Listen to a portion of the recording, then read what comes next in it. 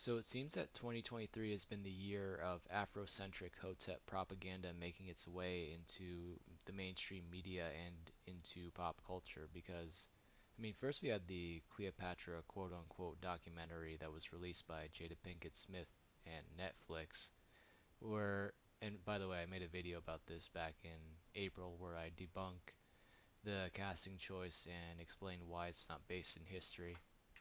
But seems that now we have a uh, music video that was released by the BBC or BBC's Horrible Histories. It's called "We Were Here from the Start," and basically, the premise of the song is that black people were in England long before white people ever showed up, and they've been there since the Mesolithic or Stone Age. Um, Now, as you guys can guess, it's not based in any archaeology or history or any facts or science or evidence, but it's merely a piece of, basically a piece of Afrocentric propaganda. And not only that, but it seems to be almost reactionary towards like movements such as Brexit and also the growing sentiment in among Western Europeans to preserve various Western European cultures and Western European culture in general. So the fact that it seems to be reactionary lets me know that it's not going to be based in any facts or evidence. Weirdly enough, they cite various figures throughout human history that clearly were not black to make their case.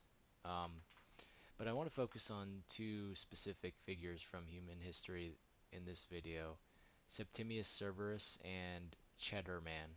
Cheddar Man was a individual from Mesolithic England, and Septimius Severus was the Roman emperor of the Severan dynasty. Now, we might as well go in chronological order and start with Cheddar Man. Um, so basically, the reason why this song cites Cheddar Man as evidence that black people were in England since the Mesolithic era is because back in about 2018 there was a study that was released and also a facial reconstruction of Cheddar Man that basically concluded that he had very dark skin and blue eyes and dark hair. Now, there have been geneticists that have pointed out several issues with this study, but before we dive deeper into that, I should probably start out by pointing out that the best piece of evidence that goes against the Afrocentric argument uh, about Cheddar Man would be that Cheddar Man was a part of the Western hunter-gatherers a who were part of the Out of Africa group, so they have more recent common ancestry with other Eurasian groups than they do with sub-Saharan or black Africans. And also, they once the early European farmers arrived in England, they mostly wiped out the Western hunter-gatherers. Now, some of them mixed in with the early European farmers, but um, the only people who have traces of Western hunter-gatherer DNA would be certain individuals in England. And when you compare the genomes of Western hunter-gatherers, they're more similar to other West Eurasians than they are to sub-Saharan Africans. And honestly, the biggest point here is that the Western hunter-gatherers were pretty much wiped out, so um, they're an extinct population, and they so to claim that or to make a claim to somehow being more indigenous to England than white people by using an extinct population doesn't really make sense. And it should also be pointed out that there were Homo sapiens or peoples in Europe prior to the Western hunter-gatherers. I'm talking about the Cro-Magnon peoples, and they had lighter skin than the Western hunter-gatherers. But even though they were in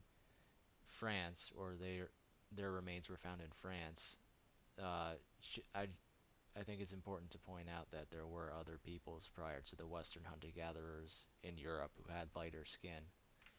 And at the same time that the Western hunter-gatherers were in Europe, there was also two other groups, the Eastern hunter-gatherers and also there were the Scandinavian hunter-gatherers who both of these groups had lighter skin, much lighter skin than the Western hunter-gatherers. So again, using Western hunter-gatherers to claim that there were black people in Mesolithic Europe, when one was a diverse group of peoples in Europe with a range of skin tones, and also this leads to my next point. When you look at Cheddar Man and other Western hunter-gatherers, they don't their craniofacial features don't look sub-Saharan or black African at all. They look like uh, basically ancient Eurasian peoples. And yeah, and if you look at the even the reconstruction of Cheddar Man, whatever you might, however dark you think his skin was, or whether it was darker or moderate brown, his facial features, they don't look like any modern population, whether it be black Africans or white Europeans. Um, he just looks like a member of an extinct archaic human population that was wiped out 10,000 years ago, which is what we would expect. Now, besides the facial reconstruction, the other the other line of evidence that the Afrocentrists who wrote this song used to support their position on Cheddar Man was probably the 2018 genetic study that I mentioned earlier. Now, this study basically took a look at several genomes of different Western hunter-gatherers. They extracted the genomes of Cheddar Man, Lashboar Man, and several samples from Labrania. Now, when you read the study, you'll notice that it says that there are three loci that are missing that would be relevant to determining the genes and the phenotypic expression of the skin color for Cheddar Man. In one prediction, they substituted those three loci, and then which gave them a pretty high prediction percentage for him having dark to black skin. But if they just completely omit the three missing alleles, the percentage or the percentage for the probability for dark to black skin goes down to 24%, and the percentage for the intermediate skin color, which is like olive to moderate brown, goes up to 75%. So that's actually a major issue with this study, and the predictive probability percentage for determining Cheddar Man's skin color. Um, there's missing loci or alleles, and it's an incomplete SNP. And also, this study, there were several other Western hunter-gatherers, as I mentioned, that had their genomes sequenced. There was another incomplete, or several other incomplete SNPs from the Labrania specimens, and the other two Western hunter-gatherer specimens, the Sven and Lashboar Man, were predicted to have had intermediate skin. So if we take as a whole, if we look at what the Western hunter-gatherers would have looked like, they would have had basically the same skin color of, let's say, a modern Sicilian, or even as dark as like a modern Pakistani. So as a whole, Western hunter-gatherers would not have looked black. They would look basically like modern brown skinned or olive skinned West Eurasians, or modern brown skinned Mediterranean peoples. So that completely goes against the argument, or debunks the argument, that the Afrocentrists are trying to make. And something else Razib Khan pointed out in his blog post about Cheddar Man was just because populations missing the light skinned genes that are found in modern West Eurasians, such as SLC 24A5 or a SLC 45A2, that doesn't mean that that population couldn't have had light skin, because Asians are missing those two specific SLC light skin genes. And yet, if you've ever seen like people from Korea or northern Japan, they can have very pale skin. So it could be possible that Cheddar Man and other Western hunter gatherers had lighter skin. It's just that they didn't have the modern West Eurasian or modern Western European light skin genes. Now, the other historical figure that this Afrocentric uh, propaganda of a song cites is the Roman Emperor Septimius Severus, who reigned from about 193 AD to around 211 AD. And if you know anything about Roman history or the ancient Mediterranean, you would know that Septimius Severus's ancestry was like the furthest thing from being sub-Saharan African. His mother was born in Italy, and she was from a prominent patrician family of Italic descent. And his father was born in Lepgus Magna, which is a former Punic colony. Punic means Western Phoenicians, and he was of Punic descent, so that means his ancestry goes back to the Phoenicians who are from modern day Lebanon. So basically, in modern terms, that means that Septimius Severus would be half Italian, half Lebanese, so basically Mediterranean and not black at all. And we do have depictions of him. We have a bust and a fresco. Um, in in the fresco, he's depicted as basically a Mediterranean-looking individual with olive skin, and in his bust, he you can see that he has West Eurasian facial features and basically looks like a Mediterranean person. And when the song or the music video used the fresco as like visual evidence, I just laughed and I was like, that looks like a Mediterranean person, not a sub-Saharan individual. And just in general, it should be pointed out, because he was born in North Africa. Um, Even though his ancestry pretty much goes back to the Phoenicians and the patrician families of Rome and the Italian peninsula, uh, North Africans in general, most of their ancestry goes back to West Eurasia as well. There's been numerous DNA studies that show that there was a West Eurasian back migration into North Africa. You can see this through the haplogroups they carry.